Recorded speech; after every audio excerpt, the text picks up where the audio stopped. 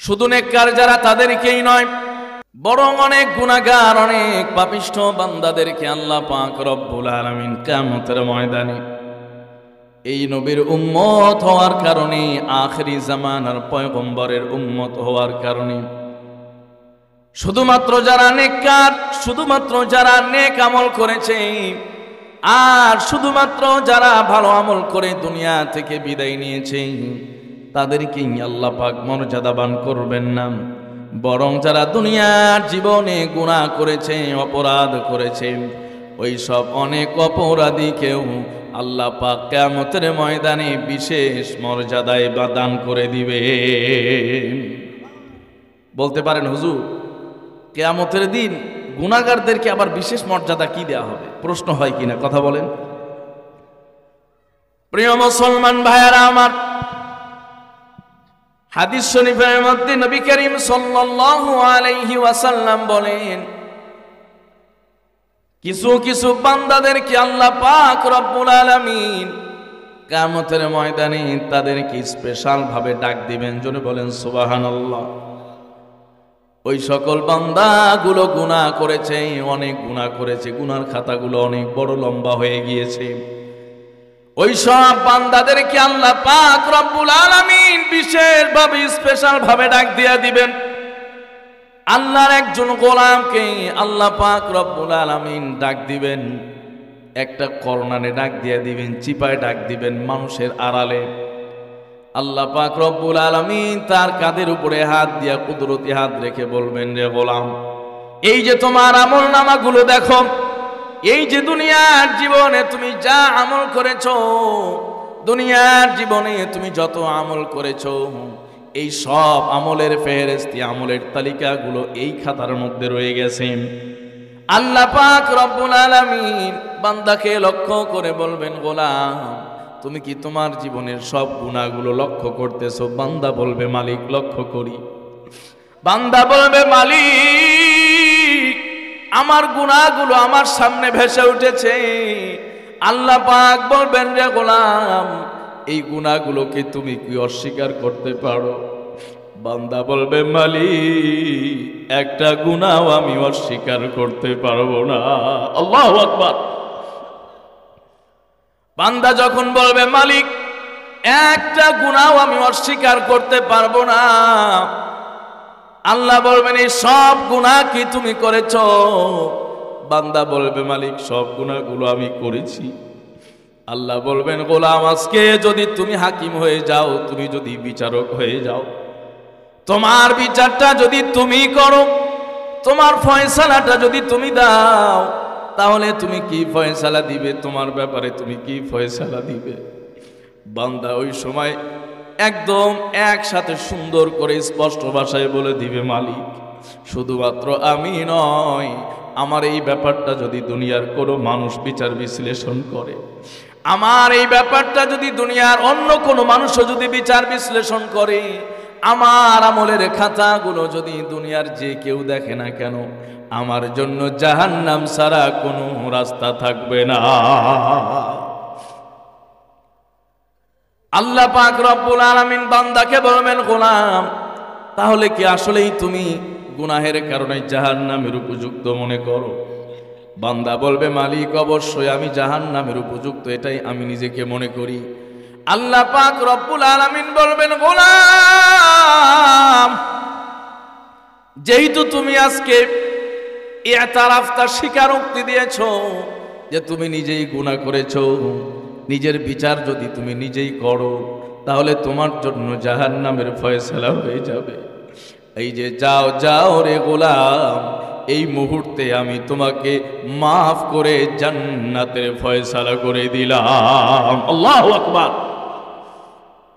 প্রিয় মুসলমান ভাইয়েরা আমার, এই যে একজন গুনাহগারকে আল্লাহ পাক রব্বুল আলামিন স্পেশাল সম্মান দিলেন, মর্যাদা দিলেন,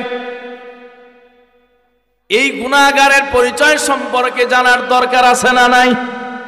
আর একটু আওয়াজ করে বলুন, আছে না নাই? এই গুনাহগারের পরিচয় সম্পর্কে আমরা জানতে চাই। হাদিসের কিতাবের মধ্যে আসে, কিতাব সাক্ষী দেয়, আল্লাহ পাক রব্বুল আলামিন গোপনে কোথাও সাইডে দাঁড় করায় তাকে মাফ করে দিবেন। আর আরেক দল গুনাহগার পাপিষ্ঠ কাফের বেঈমান থাকবে। আল্লাহ পাক রব্বুল আলামিন তাদেরকে আলা রুউসিল খালায়েক, সব মাখলুকের সামনে তাদের বিচার করবেন, তাদের বিশ্লেষণ করবেন। সব মানুষ সেখানে থাকবে, সবাই সেখানে থাকবে। সকলের সামনে যখন বিচার বিশ্লেষণ করবে, ওই সব মানুষগুলো বড় লজ্জিত হয়ে যাবে, বড় অপমানিত হয়ে যাবে। আল্লাহ পাক রব্বুল আলামিন সবার সম্মুখে, জনসম্মুখে যাদের বিচার বিশ্লেষণ করবেন, তারা হলো দুনিয়াতে ঈমান নিয়ে কবরে যেতে পারে নাই। আর যারা দুনিয়াতে সামান্য পরিমাণ ঈমান নিয়ে কবরে যাবে, কিয়ামতের ময়দানে আল্লাহ পাক রব্বুল আলামিন তাদেরকে এই ঈমানের কারণে স্পেশাল ভাবে মাফ করে দিবেন। সুবহানাল্লাহ। এই জন্য ঈমানের মূল্য কম না বেশি? আল্লাহ পাক আমাদেরকে ভালো কম বাসেন না বেশি বাসেন? সম্মানিত ভাইয়েরা আমার, পবিত্র কোরআনুল কারীম সূরাতুল বাকারার 24 নম্বর আয়াত আমি তেলাওয়াত করেছি। আল্লাহ পাক রব্বুল আলামিন বলেন, গোলাম, সেই কঠিন কিয়ামতের ময়দানে কোন পথে গেলে তুমি নাজাত পাবে, মুক্তি পাবে? কোন পথে চললে তুমি দুনিয়ার জীবন থেকে এমন সুন্দরভাবে আমল করে আখিরাতের সামান গুছিয়ে মুক্তির পথ তৈরি করতে পারবে? আজকাল কি আমাদের আখিরাতের কোনো চিন্তা নাই, আমাদের পরকালের কোনো চিন্তা নাই, কবরের কোনো প্রস্তুতি নাই? কথা বলুন ঠিক কি না? সকাল থেকে সন্ধ্যা পর্যন্ত, সন্ধ্যা থেকে আবার ফজর পর্যন্ত আমরা যা মেহনত করি, যা কষ্ট করি, পরিশ্রম করি, এই সব কিছু কেবলমাত্র দুনিয়ার জন্য করি। কথা বলুন ঠিক কি না? দুনিয়ার জন্য আমরা এত কষ্ট করতেছি, এত মেহনত করি, মুজাহাদা করি, এত চেষ্টা করি। আখিরাতের জন্য, কবরের জন্য, কিয়ামতের জন্য আমাদের কোনো প্রস্তুতি নাই। ঠিক কি না? আল্লাহ পাক রব্বুল আলামিন বলেন, গোলাম, দুনিয়ার জীবনে তুমি মেহনত করে কামিয়াবি অর্জন করতে চাও, মেহনত করে তুমি সফলতা অর্জন করতে চাও, দুনিয়াতে গাড়ি করতে চাও, বাড়ি করতে চাও, সুন্দরী নারী পাইতে চাও, দুনিয়াতে তুমি মিল ইন্ডাস্ট্রি, কলকারখানার মালিক হতে চাও, আল্লাহ পাক রব্বুল আলামিন বলেন, গোলাম, এই সব কিছুর মালিক হওয়ার পরেও যদি তুমি ঈমান নিয়ে কবরে না যেতে পারো, আল্লাহ পাক রব্বুল আলামিনের আদালতে তুমি কিন্তু ছাড় পাবে না। ঠিক কি না? সব কিছুই আছে কিন্তু ঈমান নাই, ওই মানুষের মূল্য আল্লাহর আদালতে নাই। কথা বলুন ঠিক কি না? দুনিয়াতে কিচ্ছু নাই কিন্তু ঈমান আছে, তাহলে ওই গোলামের মর্যাদা আল্লাহর আদালতে আছে। কথা বলুন ঠিক কি না? যাহা আয় বেরাদার নামানাত বাকাস, দিলান্দর যাহা আফরি বন্দবস, মাকুন তাকিয়া বর মুলকে দুনিয়া ও পুস্ত, কে বিসিয়ারে কস চুত পরবর্দ কুস্ত, চোয়াহেঙ্গে রফতান কুনন্দ জানে পাক, চেবর তখতে মুরদান চেবর রুয়ে খাক। প্রিয় মুসলমান ভাইয়েরা আমার, এই দুনিয়াতে আল্লাহ পাক রব্বুল আলামিন মানুষের অবস্থাটাকে বৈচিত্র্যময় করে দিয়েছেন। কোন মানুষ 10 তলার মধ্যে ঘুমাইতেছে। কথা বলুন ঠিক কি না? আবার কোন মানুষ গাছতলার মধ্যে, প্ল্যাটফর্মে, রেল স্টেশনে ঘুমাইতেছে। কথা বলুন ঠিক কি না? আল্লাহ পাক রব্বুল আলামিন এইভাবে একটা বৈচিত্র্যময় করে মানুষকে দুনিয়াতে পাঠিয়েছেন, সৃষ্টি করেছেন, অবস্থাগুলো বৈচিত্র্যময় করে রাখেন। আল্লাহ পাক রব্বুল আলামিনের নিজাম হলো 10 তলায় শুয়ে শুয়ে মরল নাকি গাছতলায় শুয়ে শুয়ে মরল, আল্লাহর কাছে এটা কোনো ব্যাপার নয়, কোনো সাবজেক্ট নয়। আল্লাহর কাছে সাবজেক্ট হলো, ব্যাপার হলো ঈমান নিয়ে কবরে গেল কিনা। এজন্য কবি বলেন, চুয়া হেঙ্গে রফতান কুনন জানে পাক, চেবর তখতে মুরদান চেবর রুয়ে খাক। মানুষ যদি 10 তলায় মরে কিন্তু ঈমান ছাড়া কবরে গেল, ওই বান্দা নাজাত পাবে না, মুক্তি পাবে না। গাছতলায় মরেছে, ঈমান নিয়ে কবরে গেছে, নাজাত পেয়ে যাবে, মুক্তি পেয়ে জান্নাতি হয়ে যাবে। প্রিয় মুসলমান ভাইয়েরা আমার, আল্লাহ পাক রব্বুল আলামিন আমাদেরকে স্মরণ করিয়ে দেন, গোলাম ফাত্তাকুন নারাল্লাতী ওয়াকুদুহান নাস ওয়াল হিজারা উইদ্দাত লিল কাফিরিন। গোলাম, তুমি দুনিয়ার পেছনে সময় নষ্ট করে দুনিয়াতে সফলতা আর কামিয়াবি অর্জন করার পেছনে সময় নষ্ট করো না, সময় দিও না, বরঞ্চ জাহান্নামের আগুন থেকে বাঁচার জন্য চেষ্টা করো, মুজাহাদা করো। ওই জাহান্নামের আগুন থেকে তুমি যদি বাঁচতে চাও, আর ওই জাহান্নামের আগুন থেকে যদি তুমি বাঁচতে পারো, জাহান্নামের আগুন থেকে যদি তুমি মুক্তি পেতে পারো, তাহলেই প্রকৃতপক্ষে সেদিন তুমি কামিয়াব হয়ে যাবে, ঠিক কি না? জাহান্নামের আগুন থেকে যদি আমি আর আপনি বাঁচতে পারি, তাহলেই সেদিন আমি আর আপনি সফল। আর দুনিয়াতে অনেক হেরাম দেখাইলাম, দুনিয়াতে এমপি, মন্ত্রী, চেয়ারম্যান, মিনিস্টার, কত কিছু আমি আর আপনি হইলাম, কিন্তু আখেরাতে যদি জাহান্নাম থেকে মুক্তি না পাই, তাহলে আমার আর আপনার কোনো মূল্য থাকবে না। কথা বলুন, ঠিক কি না? দুনিয়ার এই বাহাদুরির কোনো দাম থাকবে না। আল্লাহ পাক রব্বুল আলামিন বলেন, ফাত্তাকুন নারাল্লাতী ওয়াকুদুহান নাস ওয়াল হিজারা উইদ্দাত লিল কাফিরিন। ওই জাহান্নামের আগুন থেকে বাঁচো, যেই জাহান্নামের আগুন, যেই জাহান্নামের আগুনের জন্য ইন্ধন বানানো হয়েছে, জ্বালানো হয়, জ্বালানি হিসাবে রাখা হয়েছে পাথরকে এবং মানুষকে। আল্লাহ পাক রব্বুল আলামিন এখানে যেমন বলছেন, ওয়াকুদুহান নাস ওয়াল হিজারা, যার ওয়াকুদ, যার ইন্ধন হলো পাথর, যার ইন্ধন হলো স্বয়ং মানুষ। মনে হচ্ছে এখানে কেমন যেন মানুষের দ্বারা আগুন জ্বালানো হবে, যেমনটা পাথরের দ্বারা আগুন জ্বালানো হবে, ঠিক তেমনটি মনে হয় বা মানুষের দ্বারাও আগুন জ্বালানো হবে।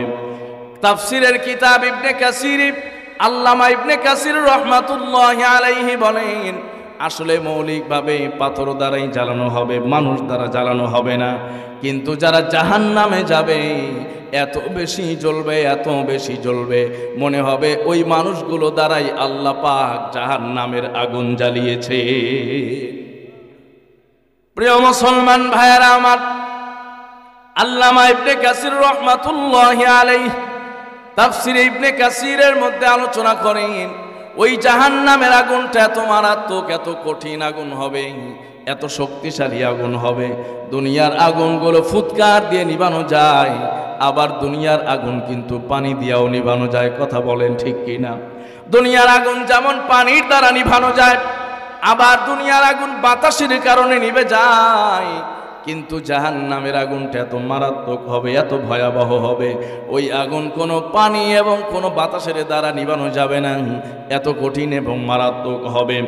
দুনিয়ার আগুনটা যেমন যেই জায়গায় লাগে ওই জায়গার মধ্যে দগ্ধ করে দেয়, আবার যেই জায়গায় লাগে সেই জায়গাটাতেই পুড়িয়ে ছারখার করে দেয়। কিন্তু জাহান্নামের আগুন এত মারাত্মক হবে, এত কঠিন হবে, শরীরের যেই জায়গায় লাগবে সেই জায়গা থেকে সর্বপ্রথম মানুষের কলিজার মধ্যে আঘাত করবে। নাউজুবিল্লাহ। প্রিয় মুসলমান ভাইয়েরা আমার, এই হলো জাহান্নামের আগুন, এত কঠিন এবং মারাত্মক। সেই জাহান্নামের আগুন থেকে আল্লাহ পাক রব্বুল আলামিন আমাদেরকে বাঁচার জন্য তাকিদ করেন, গোলাম ফাত্তাকুন নার, ওই জাহান্নামের আগুন থেকে বাঁচো, জাহান্নামের আগুন থেকে বাঁচার জন্য আমল করো। আল্লাহ পাক রব্বুল আলামিন এই দুনিয়ার জীবনে আল্লাহকে পাওয়ার জন্য যত বিধান দান করলেন, আবার আল্লাহকে পাওয়ার জন্য যেই বিষয়গুলো আদেশ করলেন, আবার যেই বিষয়গুলো নিষেধ করলেন, এগুলো যদি আমরা মানি, 5 ওয়াক্ত নামাজ যদি ঠিক মতো আদায় করো, মা বোনেরা যদি পর্দার সহিত চলাফেরা করো, যুবক ভাইয়েরা যদি কোনো গুনার মধ্যে লিপ্ত না হয়ে যাও, যৌবনকালের সময়টাকে যদি তুমি কাজে লাগায় দাও, সুন্দরভাবে যদি তোমার জীবন যৌবনটাকে সঠিক পদ্ধতিতে, বিশুদ্ধ পদ্ধতিতে যদি তুমি যৌবনটা ব্যয় করার চেষ্টা করো, যিনি সফলতা দিয়া জাহান্নাম থেকে মুক্তি দিবেন তিনি কে? আর একটু আওয়াজ করে বলেন, তিনি কে? আল্লাহ পাক রব্বুল আলামিন পবিত্র কোরআনুল কারীমে জানায়া দেন, ফাত্তাকুন নারাল্লাতী ওয়াকুদুহান নাস ওয়াল হিজারাতু উইদ্দাত লিল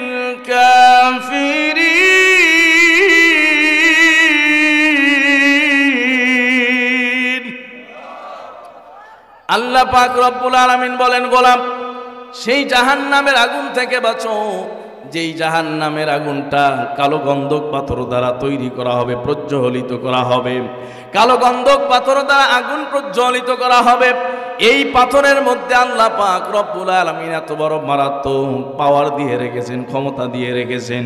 এই পাথর দ্বারা যখন জাহান্নামের আগুনটা জ্বালানো হবে, ওই আগুন নিভানোর মতো কোনো শক্তি কারো থাকবে না। আল্লাহু আকবার। প্রিয় মুসলমান ভাইয়েরা আমার, জাহান্নামের আগুন কত মারাত্মক, কত মারাত্মক। নবী করিম সাল্লাল্লাহু আলাইহি ওয়াসাল্লাম সব নবীদের সর্দার, সব নবীদের তাই চাইতে তার মর্যাদা কম না বেশি? সব নবীদের যিনি ইমাম ছিলেন, ইমামুল আম্বিয়া ওয়াল মুরসালিন, আল্লাহ পাক রব্বুল আলামিন এত বড় মর্যাদাবান নবী এবং রাসূল। সেই নবীরা, সেই নবী সম্পর্কে, রাসূল সম্পর্কে আল্লাহ পাক রব্বুল আলামিন পবিত্র কোরআনুল কারীমে বলেছেন, গুফিরা লাহু মা তাকদ্দামা মিন যামবিহি ওয়া মা তাআখার। নবী আপনার জীবনের আগে পরে সব গুনাহগুলো আমি আল্লাহ মাফ করে দিয়েছি। যার আমলনামার মধ্যে কোনো গুনাহ নাই, কোনো গুনাহ নাই, যার আমলনামার মধ্যে কোনো কালিমার দাগ দেওয়ার সুযোগ নাই। আল্লাহু আকবার। আল্লাহ পাক রব্বুল আলামিন পবিত্র কোরআনুল কারীমে যেই নবীর জীবন সম্পর্কে, চরিত্র সম্পর্কে সার্টিফিকেট দিয়েছেন, আল্লাহ পাক রব্বুল আলামিন বলেন, ইন্নাকা লাআলা খুলুকিন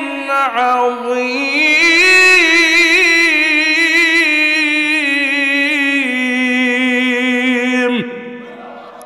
আল্লাহ পাক রব্বুল আলামিন বলেন, হে রাসূল, আমি আপনাকে সুমহান চরিত্রের উপরে অধিষ্ঠিত করেছি। আপনার চরিত্রের চাইতে সুন্দর চরিত্র আর কারো হতে পারে না। জোরে বলেন সুবহানাল্লাহ। আল্লাহ পাক রব্বুল আলামিন পবিত্র কোরআনুল কারীমে আরো বলেছেন, লাকাদ কানা লাকুম ফি রাসূলিল্লাহি উসওয়াতুন হাসানাহ লিমান কানা ইয়ারজুল্লাহা ওয়াল ইয়াউমাল আখিরা ওয়া যাকারাল্লাহা কাসীরা। আল্লাহু আকবার। আল্লাহ পাক রব্বুল আলামিন বলেছেন, নবীজির চরিত্র এত সুন্দর চরিত্র, উসওয়ায়ে হাসানা, উত্তম আদর্শ তোমাদের জন্য। এত বড় নবী, এত ফজিলতের নবী, এত শ্রেষ্ঠ নবী, এরপরেও ওই মানুষটা, ওই নবীও, ওই রাসূল, আমাদের নবী এবং রাসূলও জাহান্নামের আগুনকে মারাত্মকভাবে ভয় পাইতেন। যেই মানুষটাকে আল্লাহ এত ফজিলত দিলেন, এরপরেও তিনি জাহান্নামের আগুনকে ভয় পান। হঠাৎ একবার জিবরিলের সঙ্গে কথাবার্তা শুরু হলো। হযরত জিবরিল আলাইহিস সালাতু ওয়াস সালাম নবীজির কাছে চলে এসেছেন। আসার পরে জিবরিল কথাবার্তা শুরু করেছেন।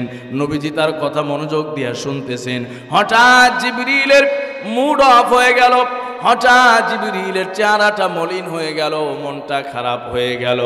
নবীজি সাল্লাল্লাহু আলাইহি ওয়াসাল্লাম বললেন, ভাই জিবরিল, হঠাৎ সুন্দরভাবে কথা বলতে বলতে তোমার মনটা খারাপ হয়ে গেল কেন, জানতে চাই। এই কথা যখন নবীজি বললেন, জিবরিল কি?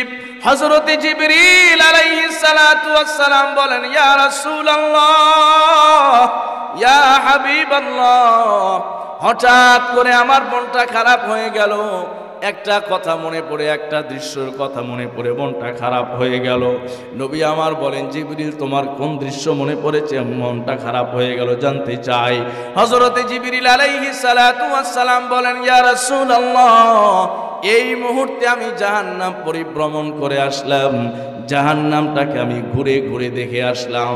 নবীজি আমার বলেন, জিবরিল, তুমি জাহান্নামে কি দেখলা? হযরতে জিবরিল আলাইহিস সালাতু ওয়াস সালাম বলেন, ইয়া রাসূলুল্লাহ, ইয়া হাবিবাল্লাহ, এই মুহূর্তে আমি জাহান্নাম ঘুরে ঘুরে দেখে আসলাম। ওই জাহান্নামের মধ্যে 7টা স্তরে জাহান্নামীদেরকে আযাব দেওয়া হচ্ছে।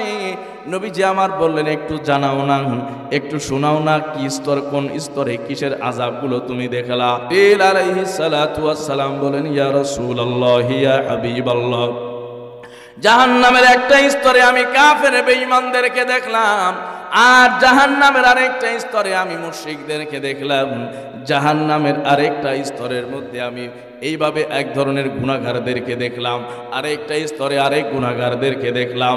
এইভাবে হযরত জিবরিল আলাইহিস সালাতু ওয়াস সালাম জাহান্নামের 7টা স্তরের বর্ণনা দিতে গিয়া 6 স্তরের বর্ণনা দেওয়ার পরে হযরতে জিবরিল আলাইহিস সালাতু ওয়াস সালাম স্টপ হয়ে গেলেন, থেমে গেলেন। নবীজি আমার বললেন, জিবরিল 6 স্তরের বর্ণনা দেওয়ার পর হঠাৎ তুমি থেমে গেলে, তোমার কথাবার্তা বন্ধ হয়ে গেল, কারণ কি?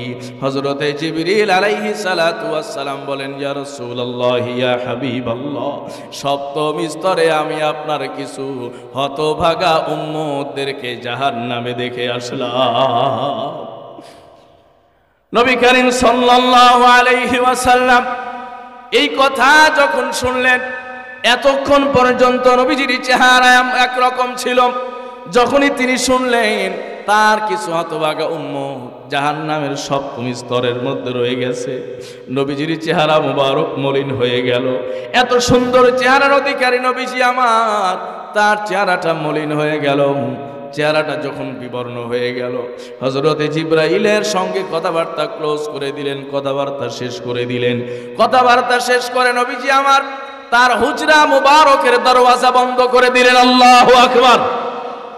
নবীজি আমার তার হুজরা মুবারকের দরওয়াজা বন্ধ করে দিয়া সরাসরি আর কোনো কথা নাই, নামাজে দাঁড়িয়ে সিজদার মধ্যে লুটে পড়ে যায়। আল্লাহু আকবার। সম্মানিত ভাইয়ারা আমার, নবীজি আমার নামাজের মধ্যে দাঁড়িয়ে গেলেন, নামাজে গিয়ে সিজদায় লুটে পড়লেন আর কান্নাকাটি করা আরম্ভ করলেন। নবীজির পেরেশানি হলো, চিন্তা হলো, আমার উম্মত যদি জাহান্নামী হয়ে যায় আমার জন্য বড় কষ্ট, আমার উম্মতের বড় কষ্ট হবে। প্রিয় মুসলমান ভাইয়েরা আমার, নবীজি আমার এইভাবেই শুধুমাত্র নামাজের সময় তার হুজরা মুবারক থেকে বের হয়ে মসজিদ পর্যন্ত যান, মসজিদ থেকে আবার হুজরা মুবারকের মধ্যে চলে আসেন, আসার পরে আবার দরওয়াজা লাগায় দেন। এইভাবে একদিন পার হয়ে গেল, 2 দিন পার হয়ে গেল, নবীজি আমার এক ওয়াক্তের জন্য খানাপিনা করেন নাই, পানাহার করেন নাই, নবীজি আমার এক কাতরা পরিমাণ পানিও পান করেন নাই। 2 দিন শেষ হয়ে গেল। এইভাবে আবার পরের দিন, 3য় দিন শেষ হয়ে গেল। যখন 3 দিন 3 রাত পর্যন্ত নবীজি আমার খাবার পানীয় কোনো কিছুই গ্রহণ করেন না, সাহাবায়ে কেরাম বড় পেরেশান হয়ে গেলেন। সাহাবায়ে কেরাম বড় পেরেশান, না জানি আমাদের রাসূল আমাদের কারোর উপরে রাগ করে ফেললেন, হয়তো আমরা বেয়াদবি করেছি, নইলে আজকে 1 দিন 2 দিন নয় 3 দিন হয়ে গেল, কারোর সঙ্গে কোনো কথা নাই, কোনো বার্তা নাই, খাবার নাই, পানিও নাই, কেবলমাত্র ঘর থেকে বের হয়ে মসজিদের দিকে যান, আবার মসজিদ থেকে সরাসরি ঘরে, এরপরে আবার দরওয়াজা লাগায় দেন। কারণটা কি আমরা জানতে চাই। সব সাহাবীরা আমার পরামর্শ করলেন, পরামর্শ করার পরে সিদ্ধান্ত নিলেন হযরতে আবু বকর সিদ্দিক রাদিয়াল্লাহু তাআলা আনহু, নবীজির সবচাইতে মহব্বতের সাহাবী, সবচাইতে প্রিয় সাহাবী হযরতে আবু বকর সিদ্দিক রাদিয়াল্লাহু তাআলা আনহু নবীজিকে সবচেয়ে বেশি মহব্বত করতেন। আল্লাহু আকবার। নবীজিকে কত বেশি মহব্বত করতেন। সিদ্দিক আকবর রাদিয়াল্লাহু তাআলা আনহুকে একবার জিজ্ঞেস করা হলো, সিদ্দিক আকবরকে একবার জিজ্ঞেস করা হলো, দুনিয়াতে তোমার সবচাইতে উল্লেখযোগ্য স্বপ্নগুলো কি, চাহিদাগুলো কি, তুমি কি চাও? সিদ্দিক আকবর রাদিয়াল্লাহু তাআলা আনহু বললেন, দেখো আমার দুনিয়াতে তেমন কোনো চাওয়া নাই, তেমন কোনো শখ নাই, তেমন কোনো আশা নাই, তবে কয়েকটা আমার চাওয়া জানতে চাওয়া হলো, তুমি দুনিয়াতে সেই চাওয়াগুলো কি চাও বলো না। হযরতে সিদ্দিক আকবর রাদিয়াল্লাহু তাআলা আনহু জানায় দেন, নবীজির খেদমতে জানায় দেন, ইয়া রাসূলুল্লাহ, দুনিয়াতে আমার সবচেয়ে বড় চাওয়া হলো আল্লাহ পাক রব্বুল আলামিন আমাকে 2খানা চক্ষু দান করেছেন, এই চক্ষু যতদিন থাকবে ততদিন যেন এই চক্ষু দিয়ে আপনার চেহারা মুবারক দেখতে পাই। আল্লাহু আকবার। আবার জানতে চাওয়া হলো, আবু বকরের পরে তুমি কি চাও? হযরতে আবু বকর সিদ্দিক রাদিয়াল্লাহু তাআলা আনহু বললেন, ইয়া রাসূলুল্লাহ, ইয়া হাবিবাল্লাহ, আমি আমার জীবনে আপনার খেদমত সবচাইতে বেশি করার চেষ্টা করেছি। হযরতে আবু বকর সিদ্দিক রাদিয়াল্লাহু তাআলা আনহু বলেন, ইয়া রাসূলুল্লাহ, আপনার সবচাইতে বেশি খেদমত করার চেষ্টা করেছি, এরপরেও কিছু খেদমত আছে এমন পুরুষের সেই খেদমত করা যায় না।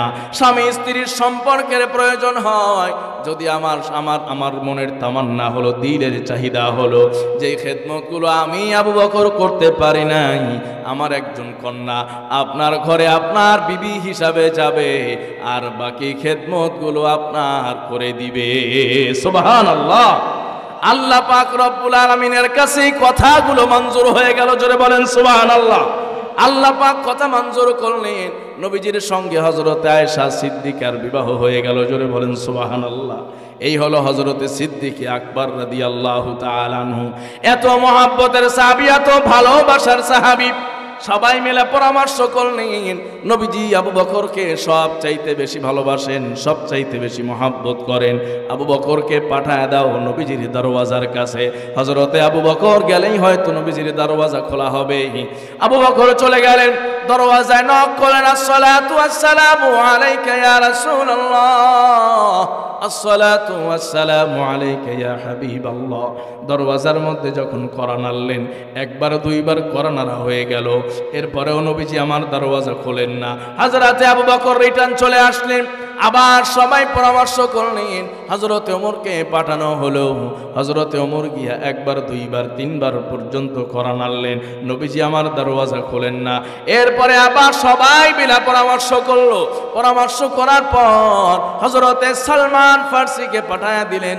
সালমান ফারসি রাদিয়াল্লাহু তাআলা আনহু গেলেন, একবার দুইবার তিনবার কড়া নাড়লেন, এরপরেও নবীজি আমার দরওয়াজা খুলেন না।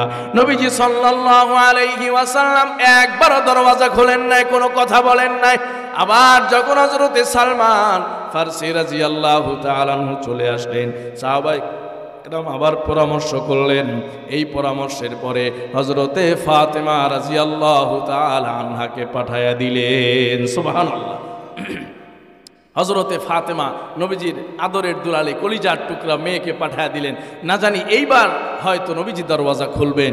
নবীজি সাল্লাল্লাহু আলাইহি ওয়াসাল্লামের কাছে হযরতে ফাতেমা গিয়া যখন দরওয়াজায় কড়া নাড়লেন, আসসালাতু ওয়াসসালামু আলাইকা ইয়া আবি, আব্বাজান আপনি দরওয়াজা খুলেন, আপনার উপরে সালাম বর্ষিত হোক। হযরতে ফাতেমা যখন কড়া নাড়লেন, নবীজি সাল্লাল্লাহু আলাইহি ওয়াসাল্লাম একবার দুইবার তিনবারের পরে দরওয়াজা করে দিলেন। আওয়াজ করে বলেন সুবহানাল্লাহ।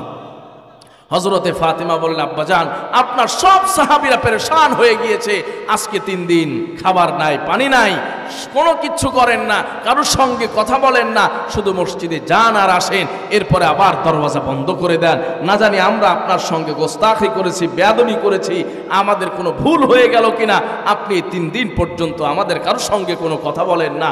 নবীজি আমার বললেন, ফাতেমা যদি আমার উম্মত জাহান্নামে যায়, আমি নবী কিভাবে দুনিয়াতে খাবার খেতে পারি? আল্লাহু আকবার। নবীজি আমার অশ্রুসিক্ত কণ্ঠে যখন বললেন, ফাতেমা আমার উম্মত যদি জাহান্নামে চলে যায়, আমার উম্মত যদি জাহান্নামী হয়ে যায়, আমি নবী সহ্য করতে পারি না। এই কথা বলার পরে নবীজি আবার দরওয়াজা লাগায় দিলেন। আবার সে আগের মতো নামাজ পড়ে সিজদার মধ্যে পড়ে গেলেন। আল্লাহ পাক রব্বুল আলামিন সঙ্গে সঙ্গে জিবরিল আলাইহিস সালাতু ওয়াস সালামকে বলেন, জিবরিল যাও না একটু আমার রাসূলের কাছে, আজকে 3 দিন হয়ে গেল আমার নবীজি কোনো খাবার গ্রহণ করেন না, পানীয় গ্রহণ করেন না, দুনিয়ার কারোর সঙ্গে কোনো কথাবার্তা বলেন না, শুধুমাত্র নামাজ সিজদা আর কেবলমাত্র সিজদা এর মধ্যেই পড়ে থাকেন। হযরতে জিবরিল আলাইহিস সালাতু ওয়াস সালাম এসে নবীজিকে ডাকলেন, ইয়া রাসূলুল্লাহ ইরফা রাসাক সাল তুতা, হে আল্লাহর রাসূল আপনি মাথা উঠান, আপনি আল্লাহর কাছে কি চান আপনি মাথা উঠান, আপনি যা চাবেন আপনাকে আল্লাহ পাক তাই দিয়ে দিবেন। সুবহানাল্লাহ। নবীজি সাল্লাল্লাহু আলাইহি ওয়াসাল্লাম ওই সময় পর্যন্ত মাথা উঠান না সিজদা থেকে। হযরত জিবরিল আলাইহিস সালাতু ওয়াস সালামকে বলেন, জিবরিল তুমি সাক্ষী থাকো, আল্লাহ পাক রব্বুল আলামিন আমি যা চাবো তাই কি দিয়া দিবেন? হযরতে জিবরিল বলেন, হ্যাঁ আল্লাহ বলেছেন আপনি যা চাবেন তাই দিয়া দেওয়া হবে। হযরতে জিবরিল আলাইহিস সালাতু ওয়াস সালামকে সাক্ষী রেখে আমার রাসূল বলেন, জিবরিল তুমি সাক্ষী থাকো, কঠিন কিয়ামতের ময়দানে আমার উম্মতগুলো সবাই যদি জাহান্নাম থেকে মুক্তি পেয়ে জান্নাতে না যায়, ওই সময় পর্যন্ত আমি রাসূল সন্তুষ্ট হব না।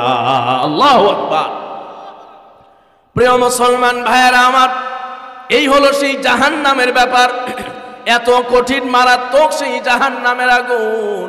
ওই জাহান্নামের আগুন থেকে আল্লাহ পাক রব্বুল আলামিন বাঁচতে বলেছেন। আল্লাহ পাক রব্বুল আলামিন বলেন, গোলাম ওই জাহান্নামের আগুন থেকে বেঁচে থাকো। যদি দুনিয়ার জমিনে এমন কোনো আমল করতে পারো, সেই জাহান্নাম থেকে বাঁচতে পারো, ওই জাহান্নাম থেকে বাঁচার আমল যদি করতে পারো, তাহলেই তোমরা প্রকৃতপক্ষে সফল হবে, কামিয়াব হবে। আর যদি জাহান্নামের আগুন থেকে বাঁচতে না পারো, জাহান্নামের আগুন থেকে বাঁচার আমল যদি না করতে পারো, তাহলে দুনিয়াতে ধন দৌলত অর্থকরীর মালিক হয়ে গেল, যা তোমরা প্রকৃতপক্ষে সফলতা অর্জন করতে পারবে না, ঠিক কি না? আল্লাহ পাক বলেন, ফাত্তাকুন নার ওয়াকুদুহান নাস ওয়াল হিজারা উইদ্দাত লিল কাফিরিন। আল্লাহ পাক রব্বুল আলামিন বলেন, গোলাম সেই জাহান্নামের আগুন থেকে বাঁচো, যেই জাহান্নামের আগুন দুনিয়ার কোনো পানি দিয়া নিভাইতে পারবা না, যেই জাহান্নামের আগুনটা দুনিয়ার কোনো বাতাস দিয়া নিভাইতে পারবা না। আজকে আল্লাহর সব গোলামগুলো, বান্দা বান্দিগুলো জাহান্নামে পঙ্গু পালের মতো ঝাঁপিয়ে পড়তেছে, কথা বলেন ঠিক কিনা? জাহান্নামে পঙ্গু পালের মতো ঝাঁপিয়ে পড়ে। আজকে আপনারা রাস্তাঘাট, স্কুল, কলেজ, বিশ্ববিদ্যালয় সর্বত্র যদি ঘুরে বেড়ান, শুধুমাত্র মানুষ জাহান্নামের দিকে যাইতেছে, জাহান্নামের দিকে যাইতেছে। আল্লাহ পাক রব্বুল আলামিন যেই কঠিন জাহান্নাম কিয়ামতের ময়দানে আমাদের জন্য রাখলেন, আর ওই জাহান্নামে যাওয়ার জন্য মানুষ বড় প্রতিযোগিতা শুরু করে দিয়েছে। বিশেষ করে আজকে আমার কলিজার টুকরা যুবক, তোমাদের পায়ে হাত রেখে আমি বলি, আল্লাহ পাক রব্বুল আলামিনের হাবিব বিশ্ব নবী সাল্লাল্লাহু আলাইহি ওয়াসাল্লাম বলেন, লা তাযালু কদমা ইবনু আদম ইয়াউমাল কিয়ামাতি মিন ইনদি রাব্বিহি হাত্তা ইউসআলা আন খামসিন। নবীজি সাল্লাল্লাহু আলাইহি ওয়াসাল্লাম বলেন, কঠিন কিয়ামতের ময়দানে আল্লাহ পাক রব্বুল আলামিন তার আদালতে যখন তোমাকে কাঠগড়ায় তোমার আল্লাহর আদালতে যখন তোমাকে দাঁড়াতে হবে, ওই সময় চারটি জিনিসের হিসাব যদি তুমি না দিতে পারো, এক কদম পর্যন্ত আগাইতে পারবা না। নবীজি বলেন, লা তাযালু কদমা ইবনু আদম, বনি আদমের পা সামনে আগাতে পারবে না, বনি আদম তার পা নড়াইতে পারবে না, যতক্ষণ পর্যন্ত চারটি জিনিসের হিসাব আল্লাহর আদালতে না দিতে পারবে। সেই চারটি জিনিস সম্পর্কে আমাদের জানার প্রয়োজন আছে না নাই? আরেকটু আওয়াজ করে বলুন, জানার প্রয়োজন আছে না নাই? এক নাম্বার বিষয়, নবী করিম সাল্লাল্লাহু আলাইহি ওয়াসাল্লাম বলেন, আন উমরিহি ফিমা আফনা।